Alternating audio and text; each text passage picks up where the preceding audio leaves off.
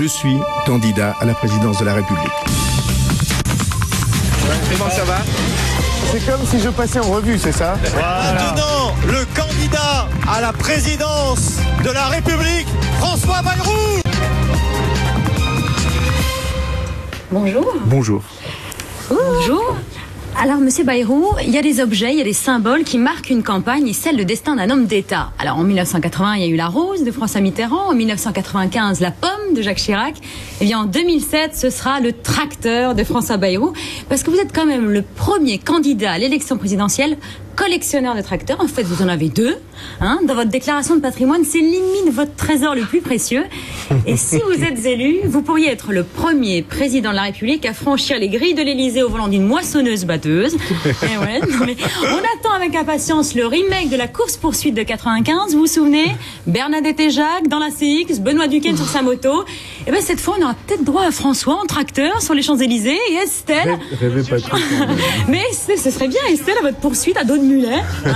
Mais j'en connais qui, rien que pour ça, pourraient voter pour vous, Monsieur Bayrou. Enfin bon, il n'y a pas que le permis tracteur dont vous pouvez vous vanter dans votre CV. Vous savez aussi labourer, semer, construire une clôture, faire les vaches, traire les vaches et faire les foins.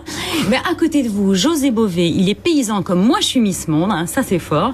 En même temps, pour vous, il n'y a rien d'extraordinaire. Vous êtes fils d'agriculteur et jusqu'en 1984, vous avez mené 2 carrières de front, celle de professeur agrégé et celle de fermier. Tout ça sur vos terres natales, près de Bordère, dans le Béarn. Le cadre idéal pour lancer officiellement votre campagne. Ce jour-là, c'était en décembre dernier. Il y avait vous, il y avait les Pyrénées. Et qu'est-ce que c'était beau, François. Regarde. Je vous ai invité en cet endroit que j'aime. C'est un endroit à la fois beau et simple, et les deux comptent pour moi. Pour vous dire ceci, je suis candidat à la présidence de la République. Ne passons pas à côté des choses simples. C'est vrai avec vous, Monsieur Bayrou, on ne passe pas à côté des choses simples. Alors, ça aurait pu être votre slogan de campagne, mais voilà, c'est déjà pris par une marque de saucisses. Alors, à défaut d'un slogan, voilà une musique qui pourrait bien devenir votre hymne de campagne. Écoutez, Monsieur Bayrou. Vous reconnaissez ou pas? Qu'est-ce que c'est? C'est le générique de la petite maison dans la prairie. Ah oui. Voilà. Parce qu'à mes yeux, vous êtes le Charles Ingalls de la politique. Non mais c'est vrai, vous jouez à fond la carte terroir, le côté gentleman farmer qui plaît tant aux bobos, le bon père de famille. Le bon père de famille sévère mais juste. Mais ce qui plaît aussi, c'est ça qui a changé, c'est votre côté rebelle. Vous êtes devenu l'homme qui dit non. Non quand on vous propose une place dans un gouvernement en 2002. Non quand on vous sollicite pour créer un parti unique à droite. Non quand on vous demande de voter le budget et la confiance à Dominique de Villepin. Non enfin aux médias que vous accusez de bipolariser le débat politique. En même temps, dire non, c'est presque génétique chez vous. C'est votre sang béarnais qui parle, têtu, obstiné, inflexible. Et votre rêve, c'est que toute la France se convertisse à la sauce béarnaise. En attendant, vous voyez des Pyrénéens partout. C'est une obsession. Même quand vous êtes en meeting à Lille, vous pouvez pas vous empêcher de leur faire une petite dédicace. Regardez. Et s'il y a 1 ou 2 Pyrénéens dans la salle, je les salue avec affection.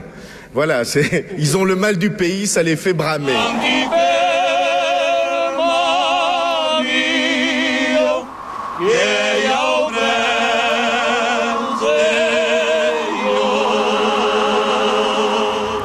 Alors c'est beau, mais n'en faites pas trop non plus, Monsieur Bayrou. C'est sympa le patois béarnais, mais on va pas changer de langue officielle.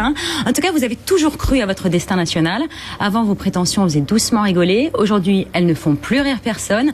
Depuis que vous avez crevé la barre des 13% dans les sondages, vous répétez à l'envi « Rendez-vous le 6 mai ». Alors voilà, d'autres l'ont fait avant vous. Raymond Domenech aussi, il disait à tous ceux qui n'y croyaient pas « Rendez-vous le 9 juillet ». Alors, faites quand même gaffe, Monsieur Bayrou. On n'est jamais à l'abri d'un coup de boule. François Bayrou, justement, la politique, c'est un milieu où on reçoit beaucoup de coups de boule. Oui, c'est pas un milieu gentil. Vous en avez donné aussi? Sans doute, oui. Ouais. Alors apparemment... Pour de bonnes raisons. Oui, certainement. Mais oui. Vous avez donné quoi comme coup de boule? J'ai voté la censure au gouvernement, ce qui s'était jamais fait depuis le début de la Ve République.